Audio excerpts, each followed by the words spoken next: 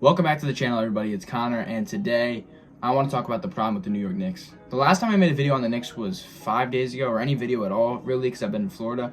But while I was in Florida, and within those 5 to 6 days, 2 games have been played in this Knicks-Pistons series. As of today, when I'm recording this, April 22nd, the series is tied 1-1.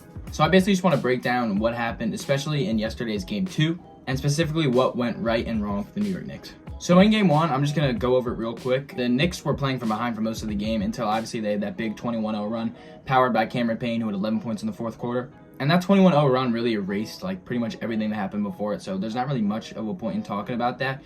Game 2 I feel like is a lot more talking points, so that's definitely what I'm going to focus on here. And in Game 2 there was some positives. For example, I thought Mitchell Robinson was really good in his 20 minutes, especially since New York was losing in the rebound battle. Mitch brought down 7 rebounds, 4 of those being offensive rebounds. And that point about the rebounding battle, we're definitely going to circle back to later because that was a big problem for the New York Knicks in this one. And then Jalen Brunson was obviously phenomenal in this one. He had 37 and 7. But another thing I'm going to circle back to is Jalen Brunson scored 40% of the team's points.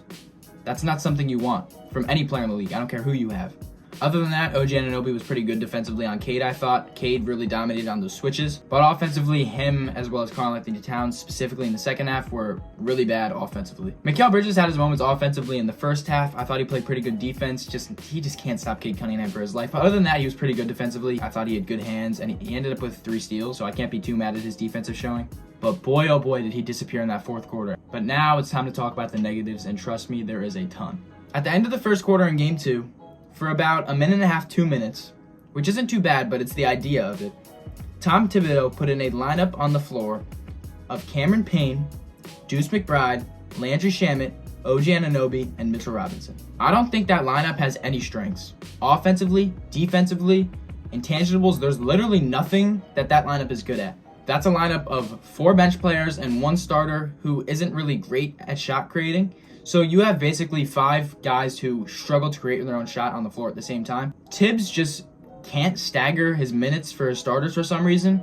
To me, there's no shot that there should be at any minute in any playoff basketball game a time where the Knicks neither have Jalen Brunson or Karl-Anthony Towns on the floor, nor should there be any minutes where OG Anunoby is the lone starter on the floor for the Knicks. Especially because the reason for OG Anunoby's greatness is because he meshes in so well with that starting 5, and he's just the connecting piece, or one of the connecting pieces in that amazing starting 5. When you take him out and you put him with 4 bench guys, he's ineffective, just as this lineup was as a whole. And I'm not trying to hate on these guys individually. Cameron Payne was obviously great in Game 1, and he deserved his shot to play early in this one. Landry Shamet, although he's done pretty much nothing throughout these 2 games, deserved his shot in these playoffs after how well he finished off the season. And Deuce, OG, and Mitch obviously all deserve to play for their own reasons.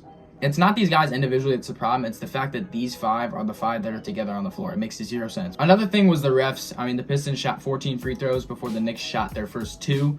And those first 2 came very late in the second half. I believe the final 2 minutes when Brunson was bumping on Schroeder and he eventually got that foul call. Another problem was the Knicks could not play off of 2 feet for their life in this one. There was, I think, 3 turnovers where the Knicks just couldn't stay on 2 feet, and they ended up just jumping and throwing it away. I think Josh Hart did it a couple times, Mikal a couple times, and I think OG Anunoby did it once. And I get it, turnovers happen, even in the NBA, but not turnovers like that. That's middle school and high school stuff where you just leave your feet, try to look for a pass, and there's nothing there and you just throw it away. The rebounding tonight for New York was abysmal. The Pistons won in that aspect 48-34. Basically, the only guy who rebounded well tonight was Mitchell Robinson, the only guy who went for it. And then again, Tibbs only played him 20 minutes, which brings me back to another Tibbs problem. Cat only had 6 rebounds in this one, which was one of his many problems in Game 2, which we will definitely circle back to right after one more thing I go over. Cade Cunningham really found his groove tonight. He had 33, 12, and 3. But don't get me wrong, he wasn't frying OG Anunoby or anything. I don't want anyone to think it was that. I mean, Cade shot 7 of 12 with anyone on him but OG Anunoby, but he's shooting 6 of 18 on OG Anunoby through 2 games. The Pistons are doing a really good job at getting Jalen Brunson and Mikal Bridges into those actions with Cade Cunningham. And I know it sounds kind of crazy to target Mikal Bridges, but he's just so flimsy, and Cade's really strong, and he's been really good at getting into his body through these 2 games. The Pistons have been doing a really good job at setting guard on-ball screens in order to get guys like Brunson and Bridges into those actions, and then Cade just takes those guys to the rim right away. The Knicks have to do a way better job at rotating, playing help, and communicating on defense overall. That talking on defense miscommunications problem comes up again in the fourth quarter when Dennis Schroeder hit that big 3 to take the lead with 55 seconds left. Josh Hart was on Dennis Schroeder, Jalen Brunson was on Tobias Harris. Tobias Harris came up and set a ball screen for Dennis Schroeder. Schroeder just came up and shot the 3 because Josh Hart switched, Jalen Brunson stayed, and there was basically no contest on the shot. Dennis Schroeder knocked it down, and therefore the Pistons took a 3-point lead, and New York never came back from it. Karl-Anthony Towns, 0 points in the second half. You're probably thinking, oh, he just didn't shoot the ball well, or oh, he probably just didn't play a lot of minutes in the fourth quarter. Karl-Anthony Towns played 12 minutes in the fourth quarter, shot 0 times. How could that happen? You have an All-NBA, probably second-team center who's not shooting the ball in the fourth quarter of a tight playoff game, even after scoring 10 points in the first half on good efficiency and cooking Tobias Harris in the post, and the Pistons being forced to send help every time the Knicks send the ball down there? Why would you not go to that guy every possession? I genuinely don't know. I mean, you could say it's a Tibbs problem for not having actions where Cat can get involved late in games and maybe not adjusting to what the Pistons were running defensively. Or you could say it's a Brunson problem. Brunson is playing too much ISO ball. But I don't know if it's a Tibbs problem or if it's because the offense is too stagnant and just watching Jalen Brunson. I really think it's just a lot of problems combined. I think if Cat wanted the ball and he wanted to be great in that fourth quarter, he would have got the ball. I don't think there's anything stopping him from getting the ball or running a high pick and pop, high pick and roll with Jalen Brunson. I don't know why that wasn't what happened in the fourth quarter, but it wasn't. The offense was extremely stagnant, the most stagnant it's been all season, and Jalen Brunson was just playing ISO ball one-on-one with Dennis Schroeder. And if that's all this team is going to be, this team will never win a championship, let alone this year. This game was a rude awakening, and it's what game one should have been if Cam Payne didn't come in and light the Pistons up. As a Knicks fan, I hope they can prove me wrong, but I don't have confidence in this team after these 2 games. I just don't.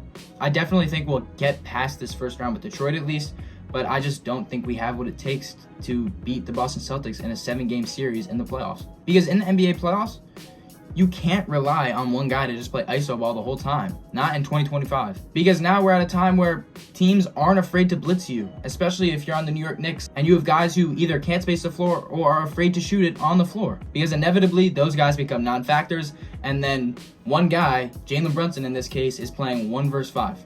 And now if you're the Knicks, you go into Detroit with a young, hungry Pistons team, a Pistons crowd that's going to be ruthless, and the series is tied 1-1. Mind you, this team won 14 games last year. And I know Detroit's a whole new team, but if you're the New York Knicks, you are a well-tenured team that has been here before time and time again these last few years. You can't give up games like last night. With all that being said, Game 3 is this Thursday, and I'm still pumped for it as a Knicks fan. I love these Knicks no matter what, even though I can acknowledge their problems. I'm a rock with my guys 7 days of the week. I'm back from my hiatus, and I'm going to be back to posting consistently. So subscribe, turn on post notifications, like this video, and I'll see you guys next time. Peace.